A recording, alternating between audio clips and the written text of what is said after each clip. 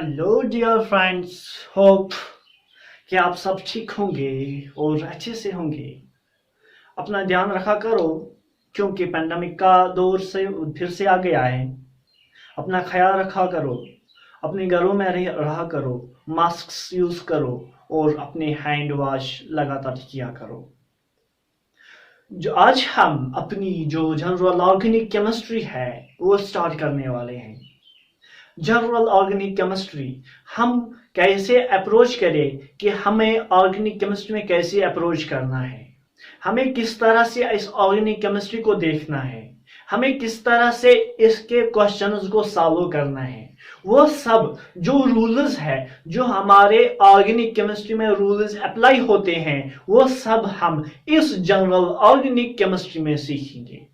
जिसका general organic chemistry clear होता है उसकी पूरी की पूरी ऑर्गेनिक केमिस्ट्री क्लियर होती है, क्योंकि वो इसमें सीखता है वो सब अप्रोच कि हम ऑर्गेनिक केमिस्ट्री में कैसे अप्रोच करेंगे, हमें ऑर्गेनिक केमिस्ट्री के जो क्वेश्चंस है वो कैसे सॉल्व करने होंगे। वो सब जो हमें कौन कौन सा इफेक्ट लगता है ऑर्गेनिक केमिस्ट्री में, वो सब हम इसी वाले ये जो हमारे पास है जनरल ऑर्गेनिक केमिस्ट्री, वो हम इसी में सीखेंगे। अगर हम केमिस्ट्री की बात करें, केमिस्ट्री को तीन पार्ट्स में डिवाइड किया गया है। केमिस्ट्री को तीन पार्ट्स में डिवाइड किया गया है। एक है हमारे पास फिजिकल केमिस्ट्री, हमारे पास है ऑर्गेनिक केमिस्ट्री, हमारे पास है इनऑर्गेनिक केमिस्ट्री। अब ये अलग अलग केमिस्ट्री, इन अलग अलग केमिस्ट्री में हम क्या पढ़ते हैं, जो ये सब पार्ट्स हो गए हैं केमिस्ट्री। हम 10th तक तो हम पढ़ते थे कि केमिस्ट्री होती है, बट जैसे ही हम 11th में आ गए या हम 12th में आ गए या हम नीट के लिए प्रिपेयर कर रहे हैं, तो हम वहां पे अलग अलग पढ़ते हैं। हम वहां पे फिजिकल केमिस्ट्री अलग पढ़ते हैं, हम वहां पे ऑर्गेनिक केमिस्ट्री अलग पढ़ते हैं, हम वहां पे इनऑर्गेनिक केमिस्ट्री अलग पढ़ते हैं। अब ये जो फिजिकल केमिस्ट्री है, इस फिजिकल केमिस्ट्री में हम क्या पढ़ते हैं, और जो ये जो ऑर्गेनिक केमिस्ट्री है, इस ऑर्गेनिक केमिस्ट्री में हम क्या पढ़ते हैं, ये जो इनऑर्गेनिक केमिस्ट्री है इसमें क्या पढ़ते हैं। ये जो फिजिकल केमिस्ट्री है इसमें हम लॉज और एप्लीकेशंस पढ़ते हैं, इसमें हम लॉज और एप्लीकेशंस के बारे में पढ़ते हैं, इसमें हम फिजिकल फिनोमेना के बारे में पढ़ते हैं, इसमें हम फिजिकल फिनोमेना के बारे में पढ़ते हैं। जो ऑर्गेनिक केमिस्ट्री होती है, यहां पे हम कार्बन के बारे में और कार्बन के कंपाउंड के बारे में पढ़ते हैं, कार्बन और उसके कंपाउंड के बारे में पढ़ते हैं। वो सब आता है हमारी ऑर्गेनिक केमिस्ट्री में। और जो हमारे पास है इनऑर्गेनिक केमिस्ट्री में हम पीरियोडिक टेबल के बारे में पढ़ते हैं, इसमें हम पीरियोडिक टेबल के बारे में पढ़ते हैं और प्रॉपर्टीज पढ़ते हैं, अलग अलग एलिमेंटों की प्रॉपर्टीज के बारे में हम इनऑर्गेनिक केमिस्ट्री में पढ़ते हैं। चलो हम तो ऑर्गेनिक केमिस्ट्री पढ़ रहे हैं, हम ऑर्गेनिक केमिस्ट्री को ही देखेंगे। अगर हम हिस्ट्री की बात करें, हम ऑर्गेनिक केमिस्ट्री में ऑर्गेनिक कंपाउंड्स किसको बोलते थे, पहले जमाने में ऑर्गेनिक केमिस्ट्री किसको बोलते थे या ऑर्गेनिक कंपाउंड्स किसको बोलते थे। एक डेफिनेशन दी गई उस टाइम पे, पुराने जमाने में एक डेफिनेशन दी गई कि ऑर्गेनिक कंपाउंड वो कंपाउंड होता है जो भी हम लिविंग ऑर्गेनिज्म से या लिविंग ऑर्गेनिज्म से लेते हैं, वो सब ऑर्गेनिक कंपाउंड है। अब लिविंग ऑर्गेनिज्म में कौन कौन आता है, या तो वहां पे एनिमल्स आते हैं या तो प्लांट्स आते हैं। जो भी कंपाउंड हम लिविंग ऑर्गेनिज्म से लेते हैं, वो वहां पे प्लांट्स हो या एनिमल्स हो, जो कंपाउंड्स हो हम उनसे लेते हैं, वो हमारे पास होते हैं ऑर्गेनिक केमिस्ट्री। अगर हम केमिस्ट्री की बात करें, हमारे पास है physical chemistry, organic chemistry, inorganic chemistry. Physical chemistry में हम लॉज और एप्लीकेशंस के बारे में पढ़ते हैं, ऑर्गेनिक केमिस्ट्री में हम study of carbon and it's compounds के बारे में पढ़ते हैं, इनऑर्गेनिक केमिस्ट्री में हम पीरियोडिक टेबल के बारे में पढ़ते हैं, study of elements and their properties के बारे में पढ़ते हैं। अगर हम ऑर्गेनिक कंपाउंड, हम किसको हिस्ट्री में ऑर्गेनिक कंपाउंड्स किसको बोला करते थे, The compounds which are directly or indirectly obtained from living organism, वो compounds जो हम directly या indirectly living organism से लेते हो, या लेते हैं, वो सब है organic compounds. Things such as plants and animals while called organic compounds. Example, जो हमारे पास oils है, sugar है, protein है, ये सब हमारे पास है organic compounds। चलो हम ये जो मॉडर्न, ये जो हिस्ट्री में जो पुरानी जो डेफिनेशन है, अब इसमें कुछ ऐड होता गया, क्योंकि ये साइंस एक ही जगह रुकता नहीं है, ये हिस्ट्री की तरह एक ही जगह रुकता नहीं है, इसमें और ज्यादा रिसर्चेस होते गए, तो ये जो डेफिनेशन है ये मॉडिफाई होती गई। चलो हम जो अब मॉडिफाई हुई डेफिनेशन है उसको देखते हैं। बर्ज़ेलियस एक साइंटिस्ट था, इसने एक हाइपोथेसिस दी कि नेचर में जो मिस्टीरियस फोर्स होता है, जिसकी वजह से हमारे पास प्लांट्स आते हैं और एनिमल्स आते हैं, और इन प्लांटों और एनिमलों से जो कंपाउंड्स हमें मिलेंगे, जो प्रोडक्ट्स हमें मिलेंगे, वो सब ऑर्गेनिक कंपाउंड होंगे। क्या बोला बर्ज़ेलियस ने बोला कि जो भी नेचर में मिस्टीरियस फोर्स होता है, मिस्टीरियस फोर्स, क्या आपको पता होता है कि आपने जमीन में कोई बीज डाला है, कोई सीड डाला है, आपको पता चलता है वो रातों रात कहां से आता है? ये एक मिस्टीरियस फोर्स होता है। ये खाली ऊपर वाले को पता है कि ये जो पौधा है, ये पौधा कैसे चढ़ गया, ये कैसे ग्रो हो गया, ये खाली अल्लाह को पता है। तो ये जो बर्ज़ेलियस इसने बोला कि जो भी नेचर में मिस्टीरियस फोर्स प्रेजेंट है, जिस फोर्स की वजह से हमारे पास प्लांट्स आते हैं, एनिमल्स आते हैं, और जो भी प्रोडक्ट हम इन प्लांट्स से लेते हैं या इन एनिमल्स से लेते हैं, वो सब प्रोडक्ट्स ऑर्गेनिक कंपाउंड्स होते हैं या ऑर्गेनिक प्रोडक्ट्स होते हैं, वो सब ऑर्गेनिक प्रोडक्ट्स होते हैं। बट टाइम के साथ साथ ये डेफिनेशन भी फेल होती गई। ये इसने बोला था कि हम आर्टिफिशियली ऑर्गेनिक कंपाउंड्स को सिंथेसिस नहीं कर सकते। क्या बोला था? किसने बोला था कि हम ऑर्गेनिक कंपाउंड्स को आर्टिफिशियली सिंथेसिस नहीं कर सकते थे? वो थे बर्ज़ेलियस। ये बर्ज़ेलियस बोल रहा था कि ये खाली मिस्टीरियस फोर्स से हमें ऑर्गेनिक कंपाउंड्स मिलते हैं, हम आर्टिफिशियली ऑर्गेनिक कंपाउंड्स नहीं बना सकते। बट इसके बाद एक और साइंटिस्ट आया जिसका नाम था वोलर। ये एक पहला साइंटिस्ट था जिसने इनऑर्गेनिक कंपाउंड, इसका मतलब कि जो नॉन लिविंग थिंग जो कंपाउंड हम नॉन लिविंग थिंग से लेते हैं, वो होते हैं inorganic compounds.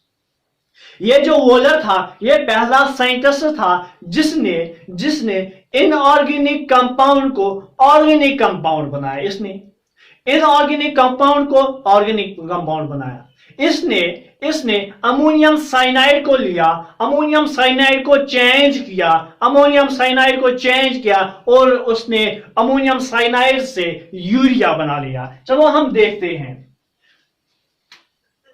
Ammonium cyanide CH4NCO, इसने इस कंपाउंड से, इस अमोनियम साइनाइड से यूरिया बनाया, NH2C डबल बॉन्ड NH2। इसके बारे में, इस वोलर सिंथेसिस के बारे में हम आगे जाके पढ़ेंगे। बट अभी ये जो वोलर सिंथेसिस है, इसकी वजह से जो हमारे ऑर्गेनिक कंपाउंड की जो डेफिनेशन है वो चेंज हो गई। अभी तक ये जो बर्ज़ेलियस बोल रहा था कि ये जो ऑर्गेनिक कंपाउंड है ये खाली नेचुरल मिस्टीरियस फोर्स से बनते हैं, बट ये हम आर्टिफिशियली इसको प्रिपेयर नहीं कर सकते हैं, हम आर्टिफिशियली इसको बना नहीं सकते हैं। बट उसके बाद वोलर आया। इस वोलर ने इनऑर्गेनिक कंपाउंड को लिया, अमोनियम साइनाइड को लिया, अमोनियम साइनाइड से इसने यूरिया बना लिया। इसने यूरिया बना लिया। In 1828, Wohler first make the organic compound from inorganic। अगर हम बर्जीलस की डेफिनेशन देखेंगे, ये बर्जीलस बोलता क्या था, ये जो हाइपोथेसिस थी, ये क्या बोल रही थी हमें? Nature's mystery force which operates on plants and animals and they produce the organic compound। ये बोल रहा था कि ये जो मिस्टीरियस फोर्स नेचर में होता है, जो ऑपरेट होता है प्लांट्स पे और एनिमल्स पे, और जो कंपाउंड हमें वहां से मिलता है वो होता है ऑर्गेनिक कंपाउंड्स। और since their force is can't be artificially prepared, hence organic compounds are not prepared artificially। ये क्या बोलता था? चूंकि हम ये मिस्टीरियस फोर्स आर्टिफिशियली नहीं बना सकते हैं, इसका मतलब कि हम ऑर्गेनिक कंपाउंड को आर्टिफिशियली प्रिपेयर नहीं कर सकते। बट उसके बाद वोलर आया, वोलर ने एक इनऑर्गेनिक कंपाउंड को लिया, उसको चेंज किया ऑर्गेनिक कंपाउंड में। इसने कौन सा इनऑर्गेनिक कंपाउंड लिया? इसने लिया था ammonium cyanide, CHNCO, ammonium cyanide. इसने इसको चेंज किया और यूरिया बना लिया। NH2 C double bond O NH2, ये यूरिया की फॉर्मूला है। ये जो रिएक्शंस है, ये जो रिएक्शन है, इनके बारे में हम आगे जाके पढ़ेंगे। In 1928, Wohler first makes the organic compounds from the inorganic compounds। चलो, इसके बाद जो मॉडर्न डेफिनेशन है, अब हम उसके बारे में पढ़ेंगे। मॉडर्न ऑर्गेनिक केमिस्ट्री पे आते हैं। मॉडर्न ऑर्गेनिक केमिस्ट्री में कोलबस अब आया 1845 में। कोलबस ने क्या बोला? इसने एक रिएक्शन दी, कोलबस सिंथेसिस। वो आप आगे जाके या आपने 11th में पढ़ी होगी या 12th में पढ़ोगी। ये कोलबस सिंथेसिस, इसने एक इनऑर्गेनिक कंपाउंड को चेंज किया ऑर्गेनिक कंपाउंड्स में अपनी लेबोरेटरी में। तो इसने बोला कि जो भी कंपाउंड जो अब वही कंपाउंड नहीं होते हैं जो मिस्टीरियस फोर्स से या जो प्लांट्स और एनिमल्स से मिलेंगे वही ऑर्गेनिक कंपाउंड है, नहीं। कुछ कंपाउंड्स ऐसे हैं जो हम इनऑर्गेनिक से चेंज करके, आर्टिफिशियली चेंज करके उनको ऑर्गेनिक कंपाउंड्स बना सकते हैं। इसने एक इनऑर्गेनिक कंपाउंड लिया था और उसको चेंज किया एसिटिक एसिड में। अब फाइनल डेफिनेशन हमारे पास क्या आती है? अब हमारे पास जो फाइनल वाली डेफिनेशन है वो क्या आती है ऑर्गेनिक केमिस्ट्री? जरा ये देखो, compounds containing carbon and hydrogen, वो कंपाउंड्स जिसमें कार्बन और hydrogen as a main element हो, मैन एटम्स हो, उसको हम बोलते हैं ऑर्गेनिक केमिस्ट्री। बट आगे जाके मैन एलिमेंट समटाइम्स, कुछ टाइम में समटाइम्स सब एटम्स और एलिमेंट्स एज नाइट्रोजन, सल्फर और हैलोजेंस एक्स्ट्रा। और इन कार्बन और हाइड्रोजन, इनके पास मैन एटम है, जिसके पास कार्बन और हाइड्रोजन मैन एटम होगा और कुछ टाइम में उनके साथ नाइट्रोजन होगा या सल्फर होगा या हैलोजेंस होंगे, उनको हम बोलते हैं ऑर्गेनिक केमिस्ट्री। तो हमारे पास एक क्वेश्चन आता है, जो कार्बन डाइऑक्साइड है, क्या ये एक ऑर्गेनिक कंपाउंड है? नो, ये हमारे पास ऑर्गेनिक कंपाउंड नहीं है। क्या कार्बन मोनोऑक्साइड एक ऑर्गेनिक कंपाउंड है? नहीं, ये हमारे पास ऑर्गेनिक कंपाउंड है, क्योंकि यहाँ पे तो कार्बन है बट हाइड्रोजन नहीं है। यहाँ पे तो बोल रहा है कार्बन और हाइड्रोजन मैन एलिमेंट होना चाहिए, मैन। यहाँ पे तो कार्बन मैन एलिमेंट है बट हाइड्रोजन मैन एलिमेंट नहीं है। इसका मतलब ये ऑर्गेनिक कंपाउंड नहीं है। चलो अच्छा, ये तो इतना अच्छा। ये देखो CCl4 कार्बन टेट्राक्लोराइड, ये देखो, ये ऑर्गेनिक कंपाउंड है या नहीं? क्या बोल रहे हो? हाँ, ये ऑर्गेनिक कंपाउंड है, अब ये कैसे ऑर्गेनिक कंपाउंड है? अब ये कार्बन टेट्राक्लोराइड ऑर्गेनिक कंपाउंड कैसे है? इसमें तो कार्बन है मगर हाइड्रोजन नहीं है, इसमें तो क्लोरीन है। अब ये हमारे पास कैसे है ऑर्गेनिक कंपाउंड? ये इसीलिए ऑर्गेनिक कंपाउंड है क्योंकि ये कार्बन टेट्राक्लोराइड हमें एक ऑर्गेनिक कंपाउंड से मिला, एक ऑर्गेनिक कंपाउंड से मिला, इसीलिए ये हमारे पास है, ये हमारे पास है एक, ये हमारे पास है एक ऑर्गेनिक कंपाउंड। ये कार्बन टेट्राक्लोराइड हमारे पास है ऑर्गेनिक कंपाउंड। ये ऑर्गेनिक कंपाउंड इसीलिए है क्योंकि ये इसका जो सोरस है वो एक ऑर्गेनिक कंपाउंड है, इसीलिए ये जो CCl4 है हमारे पास, ये एक ऑर्गेनिक कंपाउंड है। अगर हम कार्बन डाइऑक्साइड की बात करें, इसका जो सोरस है वो ऑर्गेनिक कंपाउंड नहीं है, इसीलिए ये कार्बन डाइऑक्साइड ऑर्गेनिक कंपाउंड नहीं है। यही बात है कार्बन मोनोऑक्साइड की, यही बात है कार्बन मोनोऑक्साइड की। चलो हम थोड़ा और आगे जाएंगे, हम हाइड्रोकार्बन्स के बारे में पढ़ेंगे, अब हम पढ़ेंगे हाइड्रोकार्बन्स के बारे में। हाइड्रोकार्बन्स वो कंपाउंड होता है या वो कंपाउंड होता है जिसमें हाइड्रोजन और कार्बन होगा। हाइड्रो का मीनिंग होता है हाइड्रोजन और कार्बन का मीनिंग कार्बन। जिस कंपाउंड में हाइड्रोजन और कार्बन होगा उस कंपाउंड को हम बोलते हैं हाइड्रोकार्बन। क्या बोलते हैं? Hydrocarbon. Compounds containing carbon and hydrogen element, जिस भी कंपाउंड में हाइड्रोजन और कार्बन होगा उस कंपाउंड को हम बोलते हैं हाइड्रोकार्बन। अगर हम हाइड्रोकार्बन की बात करेंगे, हाइड्रोकार्बन्स को दो टाइप्स में डिवाइड किया गया है। एक है हमारे पास सैचुरेटेड हाइड्रोकार्बन और है हमारे पास अनसैचुरेटेड हाइड्रोकार्बन। सैचुरेटेड हाइड्रोकार्बन वो हाइड्रोकार्बन्स है जहां पे कार्बन सिंगल बॉन्ड होगा, जहां पे कार्बन सिंगल बॉन्ड होगा उसको हम बोलते हैं, उस हाइड्रोकार्बन को हम बोलते हैं सैचुरेटेड हाइड्रोकार्बन। अब अनसैचुरेटेड हाइड्रोकार्बन वो हाइड्रोकार्बन होता है जहां पे carbon to carbon double bond या ट्रिपल बॉन्ड होगा, उसको हम बोलते हैं अनसैचुरेटेड हाइड्रोकार्बन, अनसैचुरेटेड हाइड्रोकार्बन।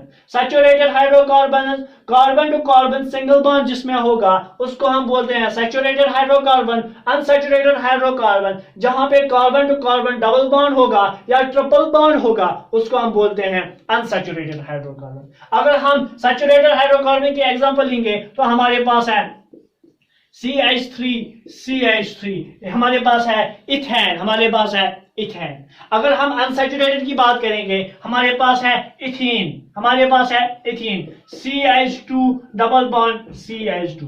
अगर हम ट्रिपल बॉन्ड वाली बात करेंगे तो हमारे पास है ethyne, CH triple bond CH। ये है हमारे पास ये इथीन है, ये इथाइन है, ये है हमारे पास इथेन। अब ऑर्गेनिक केमिस्ट्री की, जो हम ऑर्गेनिक कंपाउंड की अब जो लास्ट डेफिनेशन हमारे पास आई वो क्या थी?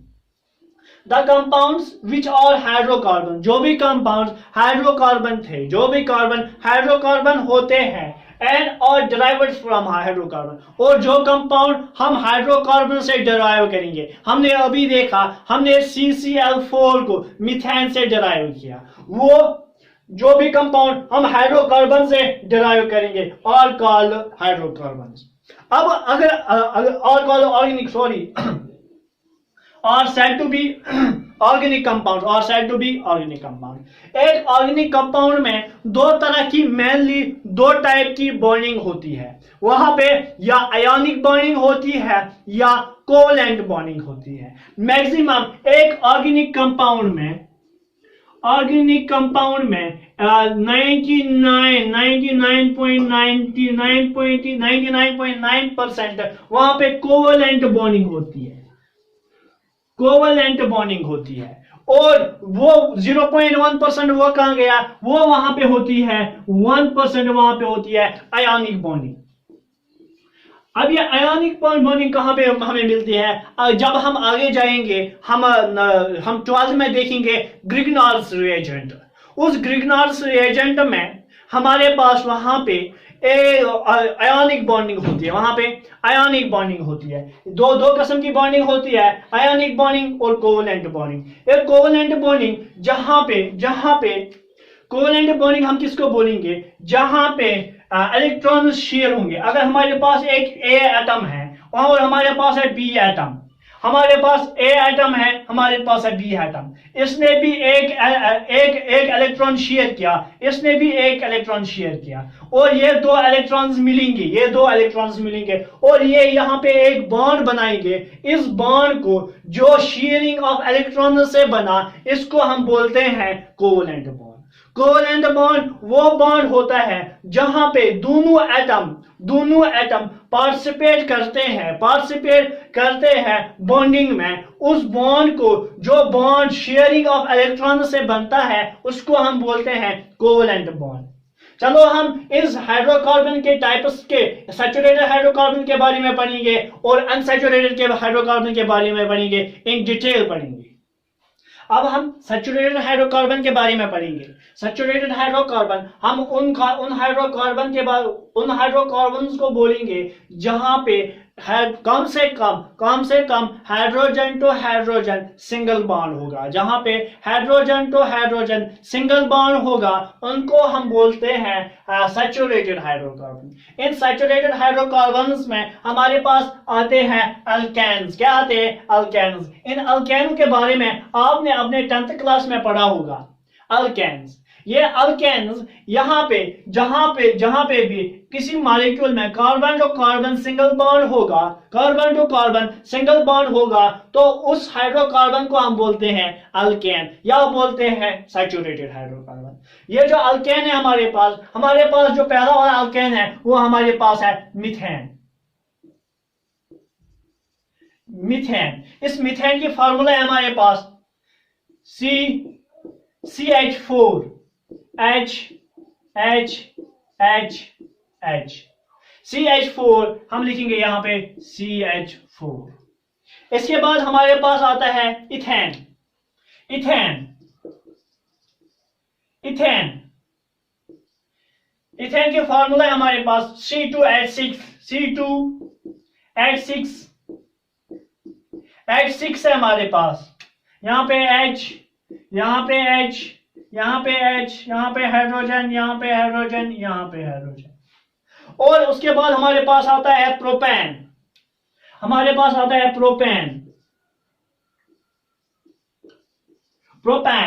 प्रोपेन में हमारे पास जो फार्मूला होती है वो होती है C, यहां पे हाइड्रोजन, यहां पे हाइड्रोजन, यहां पे हाइड्रोजन, यहां पे भी हाइड्रोजन, यहां पे भी हाइड्रोजन, यहां पे भी हाइड्रोजन, यहां पे हाइड्रोजन, यहां पे हाइड्रोजन, यहां पे हाइड्रोजन, यहां पे हाइड्रोजन, यहां पे हाइड्रोजन। इसके बाद प्रोपेन के बाद हमारे पास आता है पेंटेन, आता है हेक्सेन, आता है हेप्टेन, आता है ऑक्टेन, आता है नेनेन, आता है डेकेन, आता है। अगर हम इस एल्केन की जनरल फार्मूला देखेंगे या इन सैचुरेटेड हाइड्रोकार्बन की जनरल फार्मूला देखेंगे, जनरल फार्मूला देखेंगे, वो हमारे पास आती है CnH2n +2। CnH2n+2। अगर हमारे पास अगर हम यहां पे चेक करेंगे इस फॉर्मूला को, अगर हमारे पास 4 कार्बन है तो n = 4, हम इसको चेक करेंगे। C4H2 इंटू n की जगह हमें देना है 4 + 2 C4, ये बनेगा हमारे पास C4H, तो 4 2 8, 9 और 10 H10, ये हमारे पास बनता है ब्यूटेन। क्या बनता है हमारे पास? ब्यूटेन। इसी तरह अगर आपको कोई भी हाइड्रोकार्बन बनाना हो, कोई भी अनसैचुरेटेड हाइड्रोकार्बन बनाना हो और आपको वहां पे n का वैल्यू पता हो, आप वहां पे कार्बन कितने हैं वो निकाल सकते हो, हाइड्रोजन कितने हैं वो निकाल सकते हो। चलो अब हम अनसैचुरेटेड हाइड्रोकार्बन के बारे में। अनसैचुरेटेड हाइड्रोकार्बन वो हाइड्रोकार्बन होता है जहां पे carbon to carbon double bond या ट्रिपल बॉन्ड हो, उसको हम बोलते हैं अनसैचुरेटेड हाइड्रोकार्बन। इसमें जो हमारे पास एग्जांपल आते हैं वो हमारे पास आते हैं अल्केन्स, अल्कीन्स और अल्काइंस। अल्काइंस, पहले हम अल्कीन्स के बारे में पढ़ेंगे, जहां पे अल्कीन्स का मतलब जहां पे carbon to carbon double bond होगा। अल्काइंस का मतलब जहां पे carbon to carbon triple bond होगा। जहां पे carbon to carbon double bond होगा उसको हम बोलते हैं अल्कीन्स, और जहां पे carbon to carbon triple bond होगा उसको हम बोलते हैं अल्काइंस। क्या बोलते हैं? अल्काइंस। अगर हम अल्कीन्स की बात करेंगे तो ये स्टार्ट होते हैं हमें स्टार्ट होता है इथेन से, इथीन से। उसके बाद हमारे पास है था इथेन, प्रोपीन, ब्यूटीन, ब्यूटीन हमारे पास होता है पेंटीन, हेक्सीन, हेक्सीन। इनमें कम से कम एक डबल बॉन्ड होना चाहिए, इनमें कम से कम एक डबल बॉन्ड होना चाहिए। इनको हम बोलते हैं अल्कीन्स। अगर हम इथीन की बात करेंगे, इथीन की बात, सी डबल बॉन्ड सी, यहाँ पे एक हाइड्रोजन, यहाँ पे हाइड्रोजन, यहाँ पे हाइड्रोजन, यहाँ पे हाइड्रोजन, ये हमारे पास है इथीन, ये हमारे पास है इथीन, ये हमारे पास है इथीन, ये हमारे पास है इथीन। अगर आप देखोगे, अगर यहाँ पे 2 कार्बन है, 4 हाइड्रोजन है, तो 2 के दुगने हमारे पास वहां पे हाइड्रोजन है। अगर ये 2 है, ये 4 है, तो इसकी जनरल फार्मूला हमारे पास क्या बनेगी? इसकी जनरल फार्मूला ऑफ अल्केन्स जो हमारे पास होगी वो होगी हमारे पास CnH2n, CnH2n। ये हमारे पास जनरल फार्मूला होगी किसके लिए? अल्कीन्स के लिए। किसके लिए? अल्कीन्स के लिए हमारे पास जनरल होगी। इसके बाद हेक्सेन के पास हमारे पास आता है हेप्टेन, आता है ऑक्टेन, आता है नेनेन, आता है डेकेन, आता है। अगर हम अल्काइन्स की बात करेंगे, अल्काइनों में carbon to carbon triple bond होता है, वहां पे carbon to carbon triple bond होता है। जहां पे भी जिस भी मॉलिक्यूल में carbon to carbon triple bond होगा वो हमारे पास है अल्काइंस, सॉरी, क्या है हमारे पास? अल्काइंस है। अगर हम इनकी बात हो पढ़ेंगे तो हमारे पास आता है इथाइन, हमारे पास आता है प्रोपाइन, हमारे पास आता है ब्यूटाइन, हमारे पास आता है पेंटाइन, हेक्साइन, इसी तरह हेप्टाइन या हेप्टाइन, ऑक्टाइन, नेनाइन, डेकाइन, नेनाइन और डेकाइन। इथाइन का मतलब 2 कार्बन है हमारे पास, 2, प्रो का मतलब 3, ब्यूट का मतलब 4, पेंट का मतलब 5, हेक्सा का मतलब 6, इसी तरह हेप्ट का मतलब 7, ऑक्ट का मतलब 8, नेनन का मतलब 9, डेक का मतलब 10, और वाइन का मतलब यहाँ पे ट्रिपल बॉन्ड है, प्रोप वाइन, यहाँ पे 3 कार्बन है, वाइन का मतलब यहाँ पे ट्रिपल बॉन्ड है। यहाँ पे ब्यूटाइन है, यहाँ पे 4 कार्बन है, वाइन का मतलब वहां पे ट्रिपल बॉन्ड है, वहां पे ट्रिपल बॉन्ड है। अगर हम इनकी एग्जांपल लेंगे तो हमारे पास आता है ट्रिपल बॉन्ड C, यहाँ पे H, यहाँ पे H। अगर आप इस वाले कंपाउंड को देखोगे तो आपको बोलेगा कोई, आप इस कंपाउंड को देखकर अल्काइंस की जनरल फार्मूला निकालोगे तो आप क्या निकालोगे? हाँ, आप ये निकालोगे CnHn। बट ये जो फार्मूला है ये रॉन्ग फार्मूला है, ये हमारे पास गलत फार्मूला आती है। चलो हम अभी इसको भी चेक करते हैं, हम अभी इसको भी चेक करते हैं। जो मैं आपको फार्मूला बोल रहा हूं वो होगी CnH2n-2। अभी हम ये इसको चेक करते हैं। चलो हम इसी को चेक करते हैं। अगर हमारे पास है, अगर हम पहले हम ये वाला लेंगे C triple bond C H।